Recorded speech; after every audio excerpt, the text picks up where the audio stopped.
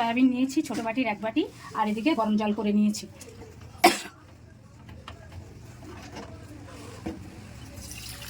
এই গরম জলের মধ্যে সয়াবিনগুলো ভেজিয়ে রাখছি।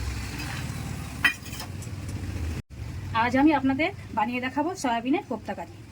সয়াবিনের কোপ্তার জন্য আমি সয়াবিনগুলো মিক্সিং জারে নিয়ে নিচ্ছি।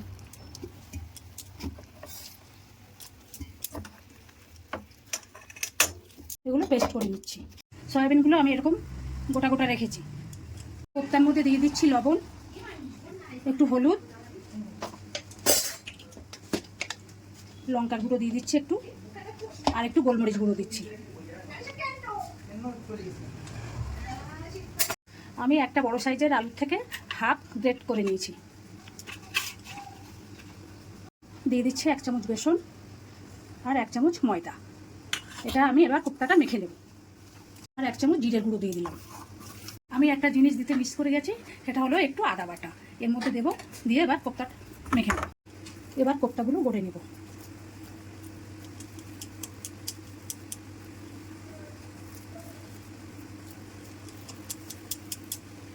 এইভাবে গোল গোল করে সবগুলো বানিয়ে নিচ্ছি। কোপ্তাগুলো সব আমি গড়ে নিয়েছি।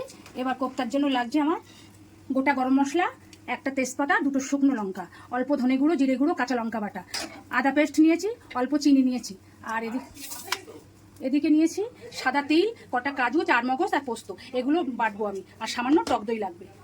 এগুলো মিক্সিং জারে দিয়ে আমি পেস্ট করে নিচ্ছি। আমি কাজু বাদাম 4 মগজগুলো বেটে নিয়েছি। এবার টক দই দিয়ে দিচ্ছি, একসঙ্গে পেস্ট করে নেব। একটা কড়াই বসিয়ে দিয়েছি, কড়াইতে দিয়ে দিচ্ছি সাদা তেল। এবার কোপ্তাগুলো ভেজে নেব। কোপ্তাগুলো তেলে ছেড়ে দিচ্ছি। কোপ্তাগুলো আমি লো আছে লাল লাল করে ভেজে নিলাম। এবার তুলে নিচ্ছি। ফোড়নে দিয়ে দিচ্ছি গোটা গরম মশলা, কটা মৌরি, 2টো শুকনো লঙ্কা, একটা তেজপাতা।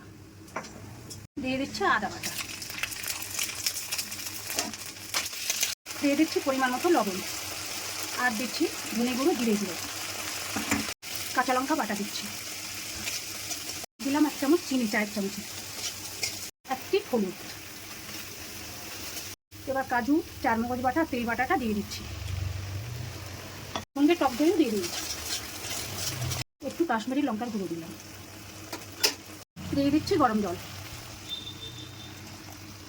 গ্রেভিটা ফুটে উঠেছে। এবার একটু গরম মশলার গুঁড়ো দিয়ে দিচ্ছি। এবার সয়াবিনের কোপ্তাগুলো দিয়ে দিচ্ছি। হাত দিয়ে ক্রাশ করে একটু কসুরি মেথি দিয়ে দিচ্ছি। অল্প একটু ঘি দিয়েই নামিয়ে নেব। সয়াবিনের কোপ্তা কারি রেডি। আপনারা এইভাবে বানিয়ে খাবেন, খুব অপূর্ব স্বাদের হয়।